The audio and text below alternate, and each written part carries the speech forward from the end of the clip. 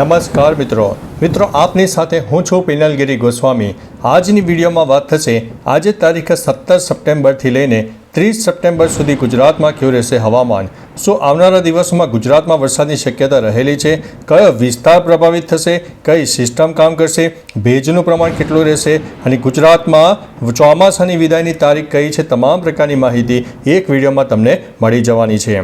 મિત્રો શરૂઆત કરીએ તો આજે તારીખ 17 સપ્ટેમ્બરથી 17 સપ્ટેમ્બરે દક્ષિણ ગુજરાતના અનેક ભાગોમાં વાતાવરણમાં પલટો આવે, કારણ કે જે વરસાદની સિસ્ટમ છે એ બંગાળની ખાડીમાં સક્રિય થઈ ચૂકી છે અને તેના લીધે થઈને દક્ષિણ ભારત અને મધ્ય ભારતના અનેક જિલ્લાઓ પ્રભાવિત થઈ ગયા છે અને દક્ષિણ ગુજરાતથી કેરળ સુધીની વરસાદની એક ટ્રફ રેખા મજબૂત બની રહી છે, જે આગામી આપણને 10 દિવસ સુધી તેની અસર ચોક્કસથી જોવા મળનારી છે।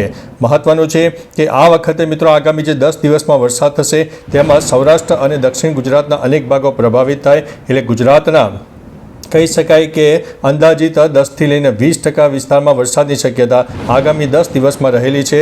ખાસ કરીને આજે તારીખ 17થી લઈને 25-26 તારીખનું જે સેશન છે તેની અંદર ગુજરાતમાં સૌરાષ્ટ્ર અને દક્ષિણ ગુજરાતના અનેક ભાગોમાં વરસાદની શક્યતા રહે છે। અત્યારે મિત્રો ચોક્કસથી ગુજરાતમાં વરાપનો રાઉન્ડ હશે, એટલે વરાપના રાઉન્ડ વચ્ચે તમને આ વરસાદની આગાહી ચોક્કસથી સાચી નહીં લાગે, પરંતુ મિત્રો સિસ્ટમ એવી સક્રિય થઈ છે કે જે તમને કદાચ કલ્પના પણ નહીં હોય કે આ વરસાદ ક્યાંથી આવી ગયો। મહત્વનું છે કે મોડી સાંજે અને વહેલી સવારે વધુ વરસાદ થતા હોય છે। હવે મિત્રો અત્યારે જ્યારે અરબી સમુદ્ર અને બંગાળની ખાડીના ભેજવાળા પવનો પણ મળી રહ્યા છે, જેના ભાગરૂપે થઈને દક્ષિણ ભારત સહિત મધ્ય ભારત અને પૂર્વ ભારતના પણ અનેક જિલ્લાઓ પ્રભાવિત થશે અને તેની અસરના કારણે ગુજરાતમાં પણ આવનારા દિવસોમાં વરસાદની શક્યતા રહેલી છે। બીજી તરફ મિત્રો પવનની વાત કરીએ તો પવનનું પ્રમાણ 10થી લઈને 25 કિલોમીટર પ્રતિ કલાકની ઝડપે રહી શકે। બપોર દરમિયાન આપણને બફારાનો અહેસાસ થશે, કારણ કે જોરદાર મોઇસ્ચર પકડાઈ રહ્યું છે અને તેના લીધે થઈને આપણને એક બફારાનો અહેસાસ થશે, પરંતુ મોડી સાંજે અને વહેલી સવારે વાદળછાયું વાતાવરણ જોવા મળે અને ખાસ કરીને દક્ષિણ ગુજરાત અને સૌરાષ્ટ્રને આપણે જે રીતે કીધું છે તે પ્રમાણે આવનારા દિવસોમાં વરસાદ પણ થઈ શકે છે। હવે મિત્રો ચોમાસાના વિદાયની પણ વાત કરી દઈએ તો અત્યારે ચોમાસાનું એક વિદાયનો કહી શકાય કે સમયગાળો શરૂ થઈ ગયો છે। કહી શકાય કે રાજસ્થાનના પશ્ચિમ તરફના વિસ્તારો અને ઉત્તર ગુજરાતના અનેક ભાગોમાંથી ચોમાસું ધીમે ધીમે વિદાય લેવાનું શરૂ પણ થઈ ગયું છે, પરંતુ મિત્રો અત્યારે જે વરસાદ સક્રિય થશે તે બંગાળની ખાડીની સિસ્ટમના કારણે વરસાદ જોવા મળનારો છે અને 19 તારીખ બાદ ચોમાસું વિદાય લે તેવી શક્યતા છે, પરંતુ વિદાય લેતા જે સિસ્ટમો સક્રિય થઈ રહી છે તેના લીધે થઈને આગામી તારીખ 28 સપ્ટેમ્બર સુધી ગુજરાતમાં છૂટો છવાયો વરસાદ તો કોઈ જગ્યાએ થોડો વધુ વરસાદ પણ થઈ શકે છે। હવે મિત્રો તારીખ 18 સપ્ટેમ્બરની વાત કરીએ તો 18 સપ્ટેમ્બરની તારીખની વાત કરીએ તો દક્ષિણ ગુજરાતથી લઈને કેરળ સુધીની ટ્રફ રેખા દક્ષિણ ભારત, મધ્ય ભારત, પૂર્વ ભારત અને પશ્ચિમ ભારતના પણ અનેક જિલ્લાઓ પ્રભાવિત થાય, જેમાં સૌરાષ્ટ્ર અને દક્ષિણ ગુજરાતમાં વરસાદની શક્યતા રહે છે। સુરત, તાપી, ડાંગ, નવસારી, વલસાડ, ગીર સોમનાથ, જૂનાગઢ, અમરેલી અને ભાવનગરમાં આવનારા દિવસોમાં વાતાવરણમાં પલટો આવે તેવી શક્યતા દેખાઈ રહી છે।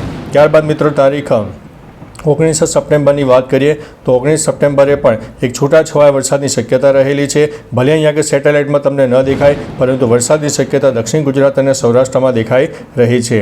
ત્યારબાદ મિત્રો તારીખ 20 સપ્ટેમ્બરની વાત કરીએ તો 20 સપ્ટેમ્બરે તમે જોઈ શકો છો તે પ્રમાણે એ સિસ્ટમ વધારે મજબૂત થતી જણાય, જેમાં સૌરાષ્ટ્ર, દક્ષિણ ગુજરાત, મધ્ય ગુજરાત અને ઉત્તર ગુજરાતના પણ અનેક ભાગોમાં વરસાદની શક્યતા રહેલી છે। એટલે 20 તારીખે ખાસ કરીને ગુજરાતના 30થી લઈને 60% વિસ્તારમાં છૂટો છવાયો વરસાદ થાય તેવી શક્યતા દેખાઈ રહી છે અને આ જે મજબૂત સિસ્ટમને કારણે આપણે જણાવ્યું તે પ્રમાણે મધ્ય ભારત, દક્ષિણ ભારત, પૂર્વ ભારત અને પશ્ચિમ ભારતના અનેક જિલ્લાઓ પ્રભાવિત થશે। કોઈ વિસ્તારમાં તો 1 ઇંચથી લઈને 3 ઇંચ સુધીના વરસાદ પણ થઈ શકે છે। ત્યારબાદ મિત્રો તારીખ 21 સપ્ટેમ્બરની વાત કરીએ તો 21 સપ્ટેમ્બરે પણ ગુજરાતમાં છૂટાછવાયા વરસાદની શક્યતા છે, પરંતુ જ્યારે 22 સપ્ટેમ્બરથી નવલા નોરતા શરૂ થઈ રહ્યા છે, આયોજકો પૂરજોશમાં તૈયારીઓ કરી રહ્યા છે, ખેલૈયાઓ પણ થનગનાટ વ્યાપી રહ્યા છે, ત્યારે આ એક માઠા સમાચાર છે કે આયોજનમાં પણ થોડો વરસાદ વિક્ષેપ આપે તેવી શક્યતા દેખાઈ રહી છે। ત્યારબાદ તારીખ મિત્રો 22 સપ્ટેમ્બરની વાત કરીએ તો સૌરાષ્ટ્ર, દક્ષિણ ગુજરાતમાં વરસાદની શક્યતા રહે છે, કારણ કે આ જે સિસ્ટમ છે આપણે જણાવ્યું તે પ્રમાણે સૌરાષ્ટ્ર અને દક્ષિણ ગુજરાતને વધુ અસર કરનારી છે। તારીખ 23 સપ્ટેમ્બરની વાત કરીએ તો 23 સપ્ટેમ્બરથી જ્યારે નવરાત્રિ પૂરજોશમાં ચાલુ થઈ જશે, ત્યારે સૌરાષ્ટ્ર અને દક્ષિણ ગુજરાતમાં છૂટાછવાયા વરસાદની શક્યતા રહે છે। ત્યારબાદ મિત્રો તારીખ 24 સપ્ટેમ્બરની વાત કરીએ તો 24 સપ્ટેમ્બરે પણ દક્ષિણ ગુજરાત અને સૌરાષ્ટ્ર એક્ટિવ રહેશે. મહારાષ્ટ્રમાં પણ વરસાદની શક્યતા વધુ છે. દક્ષિણ ભારત એક્ટિવ રહેશે. બંગાળની ખાડી એક્ટિવ હોવાને કારણે આવનારા દિવસોમાં હજુ પણ વરસાદની શક્યતા જોવાઈ રહી છે. ત્યારબાદ મિત્રો તારીખ 25 સપ્ટેમ્બરની વાત કરીએ તો 25 સપ્ટેમ્બરે પણ દક્ષિણ ગુજરાતથી કેરળ સુધીની વરસાદી ટફ રેખા ચાલુ રહેશે. બંગાળની ખાડી એક્ટિવ રહેશે. દક્ષિણ ભારત એક્ટિવ રહેશે. સૌરાષ્ટ્ર અને દક્ષિણ ગુજરાતમાં વરસાદની શક્યતા રહેલી છે. ત્યારબાદ મિત્રો તારીખ 26 સપ્ટેમ્બરની વાત કરીએ તો 26 સપ્ટેમ્બરે પણ દક્ષિણ ભારત એક્ટિવ જ રહેવાનો છે, જેના લીધે થઈને સૌરાષ્ટ્ર અને દક્ષિણ ગુજરાતના અનેક ભાગોમાં વાદળછાયું વાતાવરણ જોવા મળે, પરંતુ વરસાદની તીવ્રતામાં નોંધપાત્ર ઘટાડો થઈ શકે છે. ત્યારબાદ મિત્રો તારીખ 27 સપ્ટેમ્બરે વાત કરીએ તો દક્ષિણ ગુજરાત અને ગુજરાતનો પૂર્વ તરફનો વિસ્તાર, જેમાં દાહોદ, છોટાઉદેપુર, નર્મદા ઉપરાંત દક્ષિણ ગુજરાતમાં સુરત, તાપી, ડાંગ, નવસારી અને વલસાડ ઉપરાંત ગીર સોમનાથ, ભાવનગર અને અમરેલીમાં પણ વાદળછાયું વાતાવરણ જોવા મળે. કોઈ વિસ્તારમાં છૂટોછવાયો વરસાદ તો કોઈ જગ્યાએ મધ્યમથી થોડો વધુ વરસાદ થઈ શકે છે.